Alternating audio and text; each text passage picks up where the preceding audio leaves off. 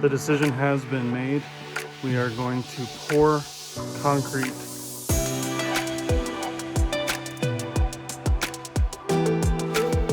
It's March 2023 and we are back at it again.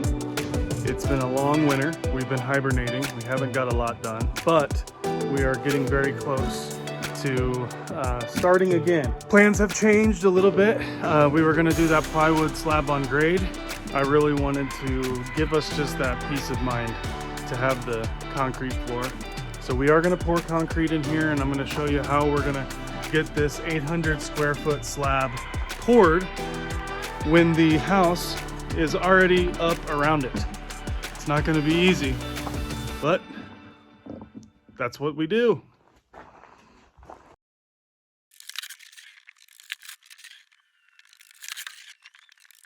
First thing we got to do is move all the stuff that we've had in the house the last 4 months out of the way so that I can come in here with a plate compactor and pack all this gravel down.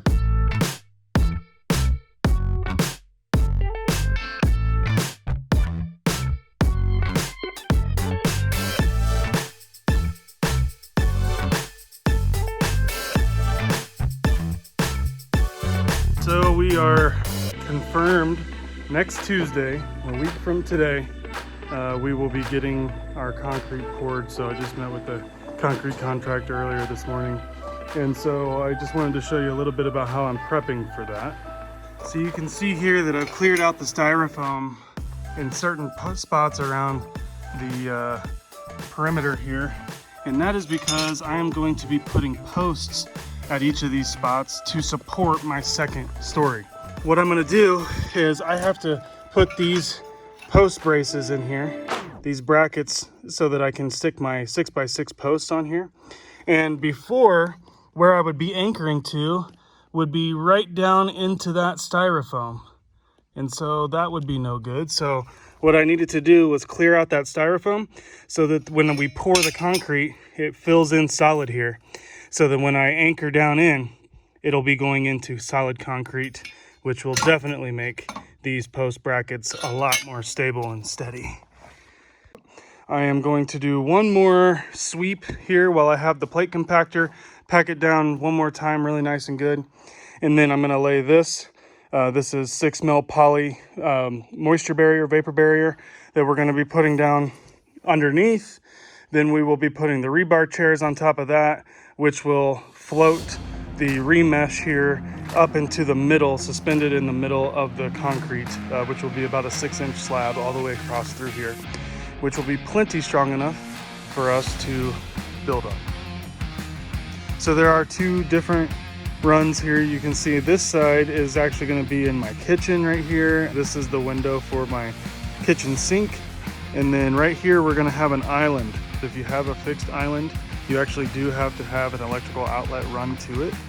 So now we have to cover this whole floor with a plastic vapor barrier, and that's what I'm about to start.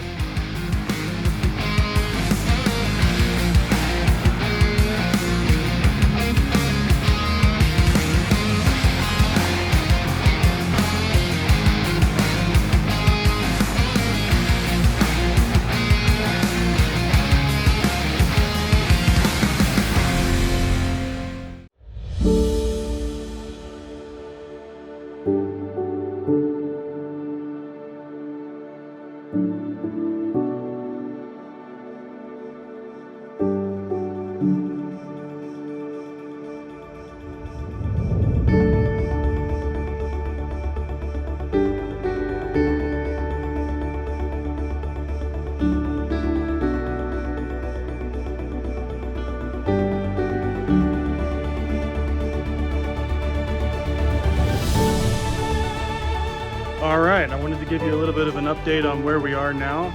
We're getting ready for concrete to be poured next week. And we're just trying to get everything prepped, make sure that we've got enough reinforcement in place here. So we've got these remesh panels that we've laid, which is basically just really thin gauge rebar. We overlap the panels at each section so that we have just a little bit more stability within the concrete. And what that is going to do is not necessarily make sure that it doesn't crack, but if it does crack, it'll hold it together. What is going to help more with the cracking is actually what's underneath it, which is the vapor barrier that we put in here.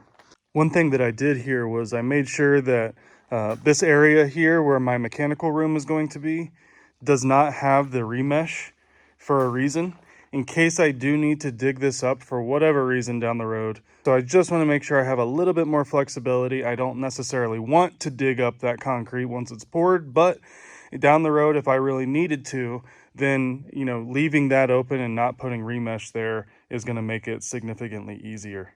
It's early in the morning and it is concrete day again. Woohoo!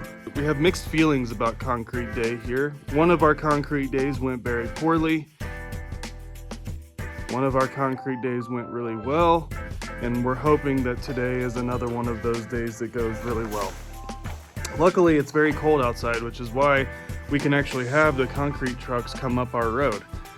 This time of year we have road restrictions because when our road starts to thaw out, all that ice and snow that's been piled up on it really seeps down into the dirt and just makes a big muddy soupy mess, and it can actually fall apart. So there are road restrictions, but if you come early in the morning and it's still cold enough to freeze, the road is hard enough, and so you can run loads. We are actually thankful that it is very cold. So here it is, the final product before concrete comes. We are covered inch to inch in moisture barriers, and we have our conduits in place and wrapped. We have our pipes in place for our plumbing and wrapped, and we have our rebar reinforcement. Hopefully we can capture some video of the pour as it's happening, and by the end of the day, or actually in a few hours hopefully, we're gonna have a concrete pad in here and it's gonna look like an entirely different place. Exciting stuff!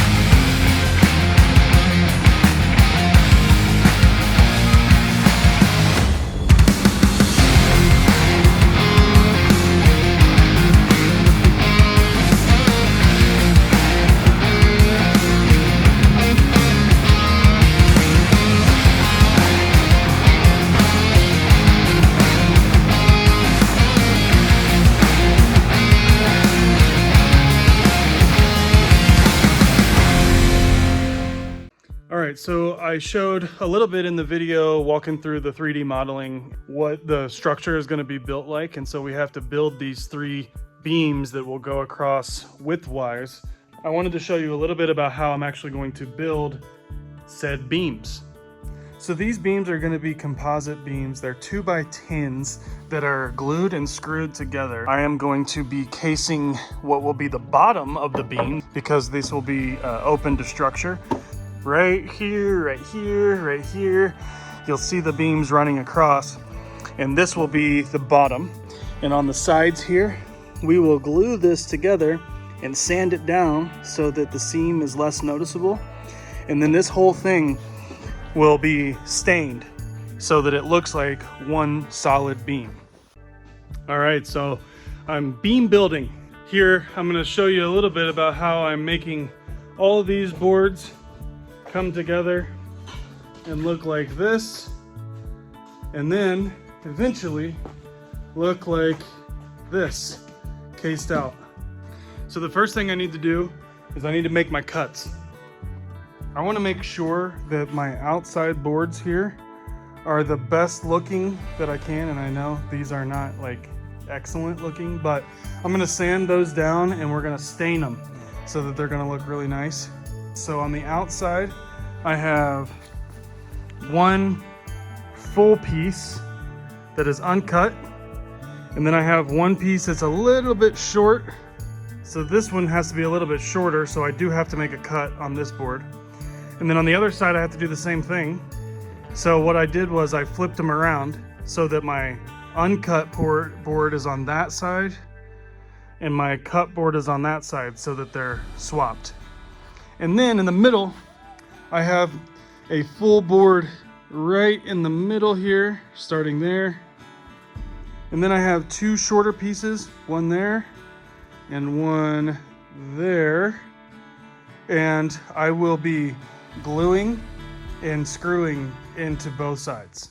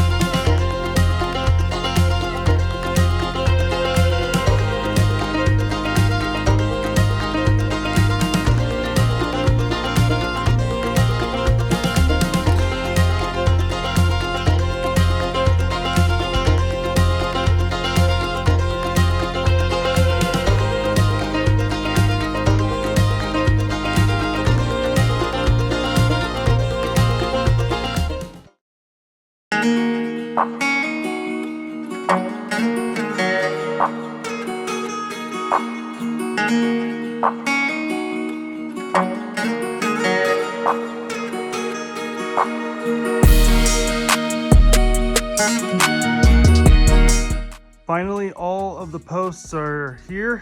They are kind of close to where they're going to be. I have to put my brackets in still. So once we do get the posts on the brackets, the beams will be dropped in place on top. You'll see how it goes.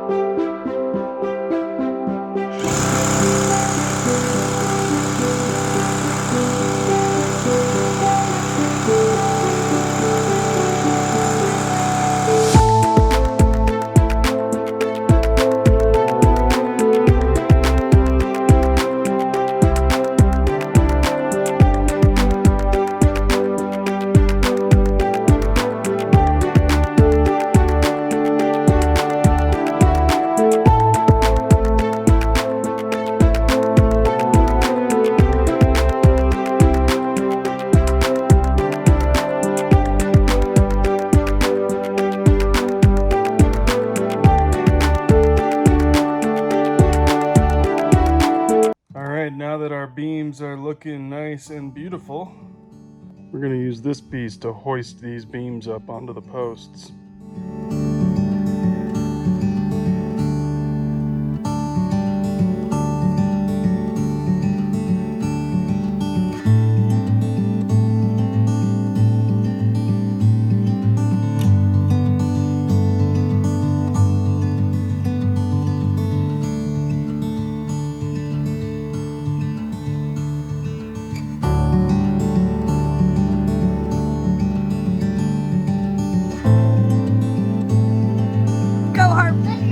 Look at you.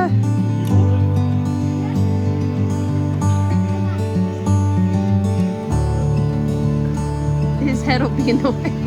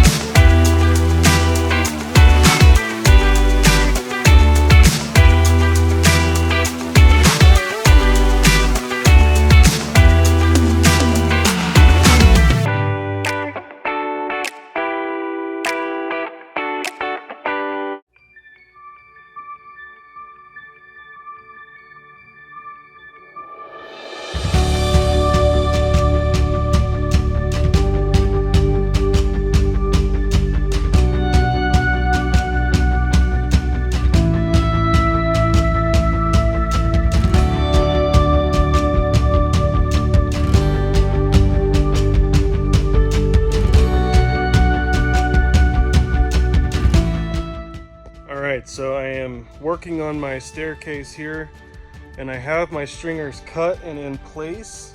I have a landing here, and then I have 2 more stairs to get up to the next level. So in order to make that turn and make sure I have enough room at that landing, I have to really meet some pretty tight thresholds in terms of measurements. So each stair run is 10 7/8 inches, and each rise is actually 8 3/8 inches. Now, the rule of thumb is, you know, don't go above 8 inches for rise, don't go below 10 inches for run. So I'm really good on the run, 10 7/8 inches. It's gonna be feeling very comfortable. Even for me, I have big feet and I will be able to comfortably walk on each tread. But the rise is just a touch higher, 3/8 of an inch higher than what they recommend. But we've been testing it out actually with some temporary treads, and it really has been just fine. So I think it'll be good. As long as every stair is consistent and the measurements are working out really well.